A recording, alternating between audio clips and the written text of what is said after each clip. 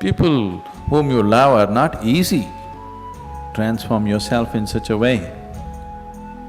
Being in your presence, unknowingly, their cup will turn around. As far as your spiritual process is concerned, anyway you're alone. Namaskaram Sadhguru. I'm in a relationship with a very bitter person who is not interested in spirituality. How can I handle my relationship without losing my way on the spiritual path?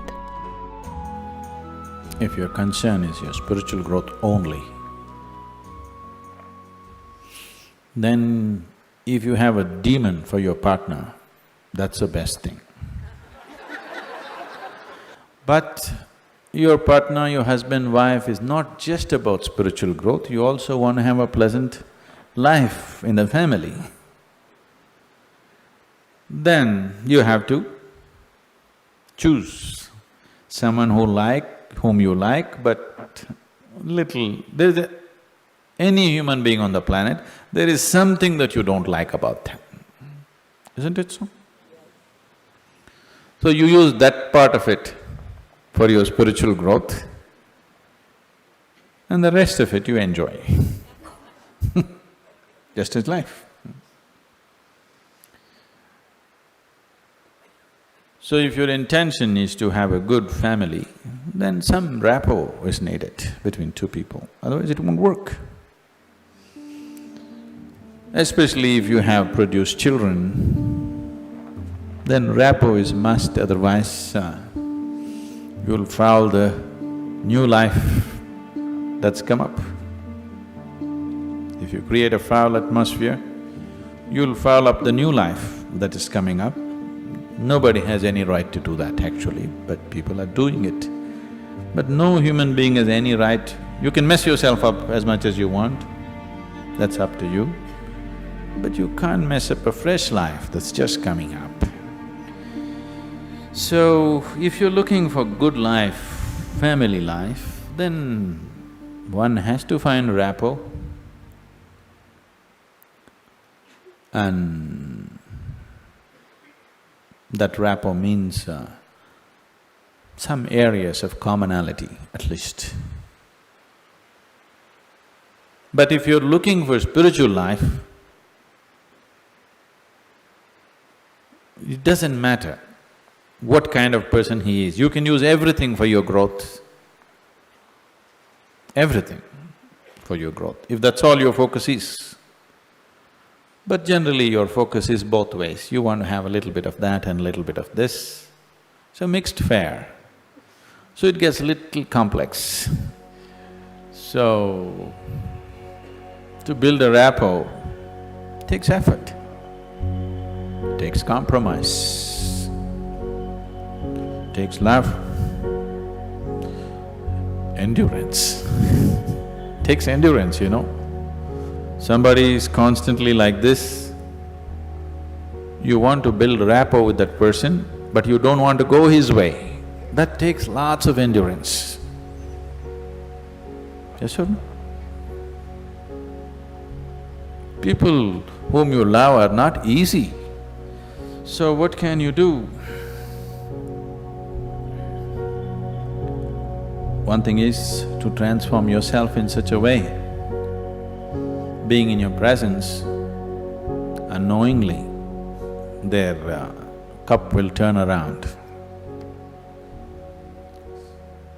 Just yesterday, you know, the other day I just went out in the rain, I went out and it started raining and I was carrying both my India phones because I was expecting some calls and I mean, one is India, one is Europe, one is America, 3 phones I had.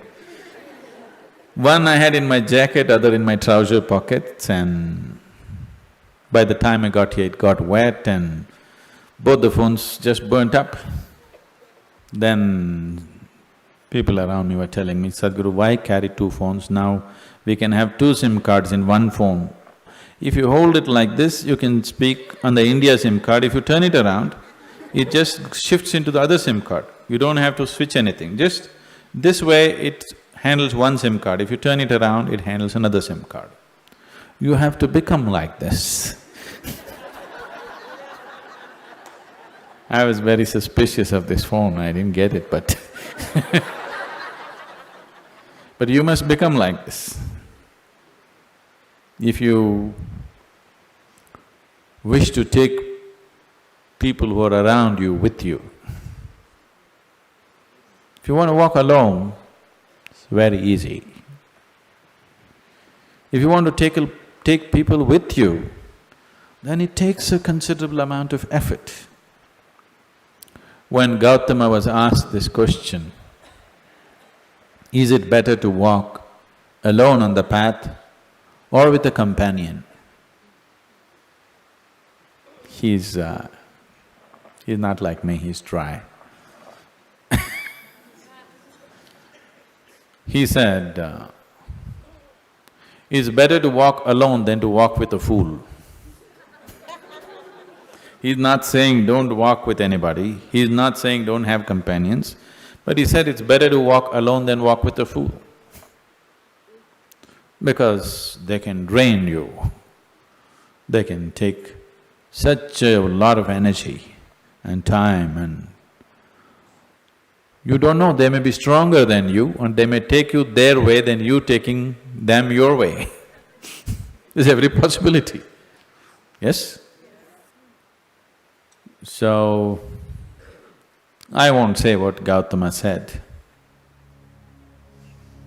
All I am saying is, it doesn't matter how you walk, as far as your spiritual process is concerned, anyway you're alone. Nobody is with you. It's only the bodily process, the material process of life, which you can share with people. You come alone and you go alone, isn't it? Even if you have a twin brother or a twin sister, you still come alone and go alone, isn't it so? So when it comes to the spirit, anyway, you walk alone. So don't mix that up. So that part of it you handle well. The material part of it, according to your capability, to what extent you can do it, you do it. They come your way, it's wonderful. If they don't, it's all right, don't grudge them. It's just that you don't have to go that way. Maybe someday, when the doctor tells you your liver is in a bad state, he may seek divine, you know. Yes? Have you seen people who are walking in the morning? Not everybody, there are certain type of people, these are all over 50, 55 age group people. They have become lean and they're walking briskly every day, religiously they are there. These are all people who generally had a cardiac problem. They almost died. Then their doctor told them, either you do this or you're gone. Now their walking is like a religion. Not Sunday morning, every morning. Have you seen those people? Suddenly they transform, they eat properly, they do everything properly because the fear of life and death has come. So different people need different kinds of impetus. If you're sensible, you learn by just looking. If you're not sensible, you learn by thrashing. Life will thrash you. The material part of your life is never 100% proper, it never can be. Isn't it so?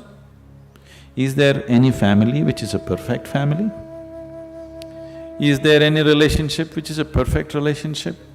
Is there any business which is a perfect business? Is there any career which is a perfect career? There is no such thing, don't seek that. Your life will become wasteful and fanciful if you seek such things. They all happen to the extent you're capable of handling them, that's all. So, you make sure the spiritual part of your life, you handle it 100% properly.